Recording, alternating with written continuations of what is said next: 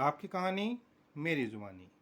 जी हाँ, स्वागत है आपका हमारे इस सेशन में, जहाँ पर आपकी कहानियों को हम लेकर के आते हैं आपके लिए अपनी ज़ुबानी।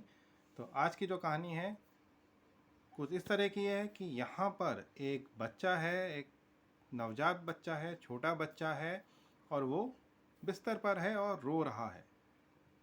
अब बच्चा है तो उसकी माँ भी होगी, माँ पास में ही खड़ी है और उसके हाथ में दूध की बोतल भी है, लेकिन वो बच्चे को दूध नहीं दे रही।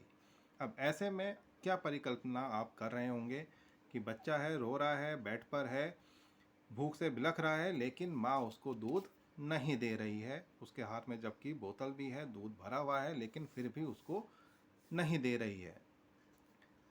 कुछ हो सकता है सोचें कि यहाँ पर माँ निष्ठुर है, नहीं दे रही। कोई कहेगा कि नहीं, उस समय माँ कहीं बिजी हो सकता है, फ़ोन देख रही हो, फ़ोन पे बात कर रही हो, व्हाट्सएप कर रहे हो, फेसबुक कर रहे हो।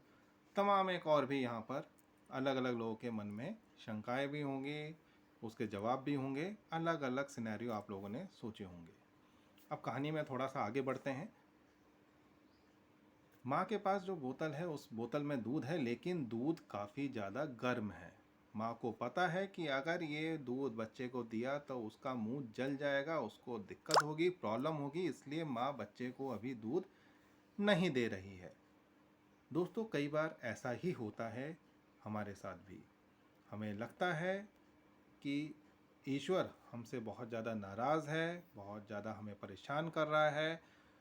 हमारा भरोसा ईश्वर से उठने लगता है, हम उस परम पिता परमेश्वर में अपनी आस्था बनाए नहीं रख पाते। हमें लगता है कि ईश्वर ने ज़रूरत से ज़्यादा हमारे इम्तिहान ले लिए हैं और उसके पास सब कुछ है, वो सुप्रीम पावर है, जबकि वो हमारा कल्याण कर सकता है, हमारी हेल्प कर सकता है, फिर भी वो ईश्वर हमारी हेल्प नहीं कर रहा है। इस तरह की मनोभाव हमारे अंदर आते हैं। लेकिन उस ईश्वर को पता है कि इस व्यक्ति को, उस अमुक व्यक्ति को कौन सी वस्तु, कौन सी चीज़ कब देनी है, कब उससे छीननी है, कब उसको देनी है।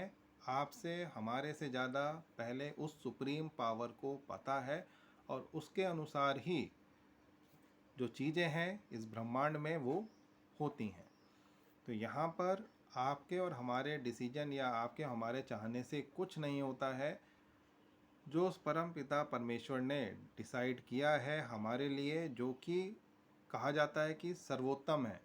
आपके और हमारे डिसीजन में कमियां रह सकती हैं, लेकिन जो परम पिता परमेश्वर, जो सुप्रीम पावर, जो एक ही अस्तित्व है, वो जो डिसीजन ले रहा है, हम यहाँ पर किसी एक भगवान का नाम नहीं ले रहे हैं। इसमें चाहे आप उसको गॉड बोलिए, चाहे आप वाहे गुरु बोलिए, चाहे भगवान बोलिए, चाहे अल्लाह बोलिए, कोई भी हो सकता है।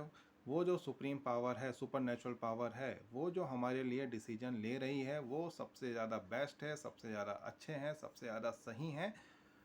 उन डिसीजंस को हमें वैल्यू करना चाहिए, देखना चाहिए, और ऐसा मानना चाहिए ये फीलिंग के साथ कि जो प्रभु हमारे लिए कर रहे हैं, जो प्लानिंग उन्होंने हमारे लिए करी हैं, वो सबसे ज़्यादा अच्छी हैं। कई बार क्या होता है, व्यक्ति घर से निकलता है, लेट हो रहा होता है, और ज़्यादा रेड लाइट मिलती हैं, और ज़्यादा प्रॉब्लम होती है, जहाँ पहुँचना होता है वहाँ और ज़्यादा लेट पहुँचता है, और मन ही मन कौस रहा होता है भगवान को कि आज इतनी ज़्यादा रेड लाइट मिली, आज इतनी ज़्यादा दिक्कतें आई, ट्रैफिक इतना ज़्यादा मिला, प्रॉब्लम हो गई। अगर आप इसको पॉजिटिव वे में लें तो ये भी हो सकता है कि शायद आप स्पीड में जा रहे होते और आपका एक्सीडेंट हो जाता और आप शायद अपने डेस्टिनेशन तक कभी पहुंच ही ना पाते। तो आपको उन चीज़ों से बचाने के लिए ईश्वर ने वहाँ पर कुछ तरह की व्यवस्था करी कि आपका ट्रैफिक जाम में आप फंस गए, जिससे कि जो एक्सीडेंट होना था वो आपका नहीं हुआ।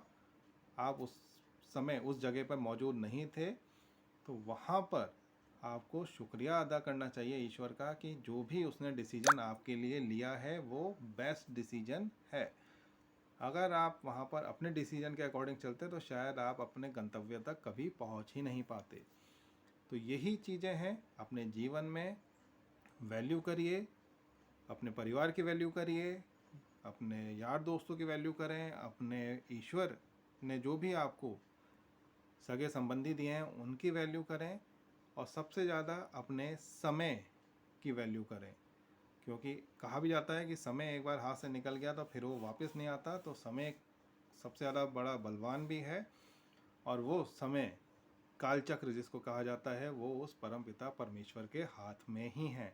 तो यहाँ पर आपके हमारे डिसीजन कुछ नहीं है, हमारे सबके डिसीजन से ऊपर उस परमपिता परमेश्वर के डिसीजंस हैं। उनको आप वैल्यू करें, उनका आदर करें, और जो भी डिसीजन ईश्वर आपके लिए लेता जा रहा है उसको सहर्ष लेकर के अपने जीवन में आगे बढ़ें। निश्चित तौर पर आप अपने जीवन में सफलताएं अर्जित करेंगे, सफलता पाएंगे, सुख समृद्धि आपको प्राप्त होगी। ऐसी मेरी मनोकामना है, मेरी इच्छा है, और मैं चाहता भी हूँ कि आप सभी लोगों का कल्याण हो। मिलते हैं किसी और दिन किसी और स्टोरी के साथ। ये स्टोरी आपको कैसी लगी इसके बारे में ज़रूर आप बताइएगा। तब तक के लिए नमस्कार।